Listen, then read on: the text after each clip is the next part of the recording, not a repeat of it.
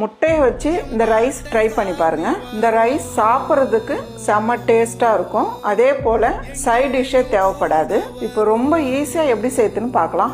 நான் 6 முட்டை எடுத்து வேக வச்சு தோல் எடுத்து வச்சிருக்கேன். இப்போ ஒரு முட்டையை நம்ம ரவுண்டா கட் பண்ணி எடுத்துக்கலாம். ஃபர்ஸ்ட் இப்போ ஒரு கடாய் வச்சுக்கலாமா. 1 டேபிள் ஸ்பூன் அளவுக்கு நெய் சேர்த்துடலாம். 2 டேபிள் ஸ்பூன் அளவுக்கு எண்ணெய் சேர்த்துடலாம். ஒரு 4 கிராம்பு சேர்த்துடலாம். ஒரு 1/4 டீஸ்பூன் அளவுக்கு ஜீரகம் சேர்த்துடலாம்.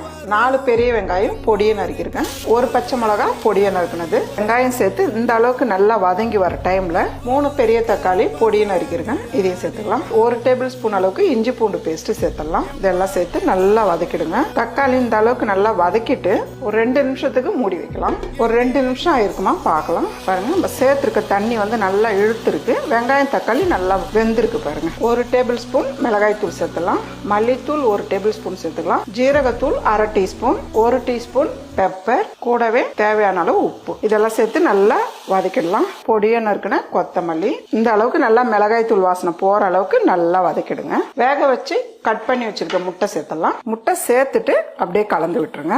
இந்த அளவுக்கு நல்லா மிக்ஸ் பண்ணிட்டு கொஞ்ச நேரம் அப்படியே விடுங்க.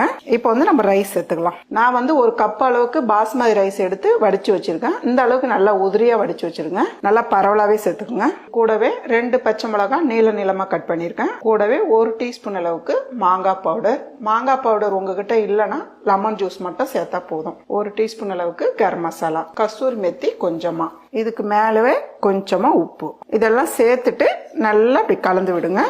கிரேவி அதிகமா இருந்ததுன்னா நீங்க ரைஸ் இன்னும் கூட கொஞ்சம் சேர்த்துக்கலாம். இந்த அளவுக்கு நல்லா கலந்து விட்டுருங்க. லைட்டா நெய் சேர்த்தா போதும். பொடியை நறுக்குன்னு கொத்தமல்லி. அடுப்பு தீயை கம்மி பண்ணிட்டு ஒரு 2 நிமிஷத்துக்கு அப்படியே மூடி வச்சிடலாம். பார்க்கலாம். இப்ப அப்படியே எடுத்து நல்லா கலந்து விடுங்க. பாருங்க எவ்வளவு சூப்பரா இருக்கு பாருங்க. அவ்வளவுதான்மா, நல்ல ஒரு டேஸ்டான முட்டை மசாலா கடாய் சாதம் ரெடி.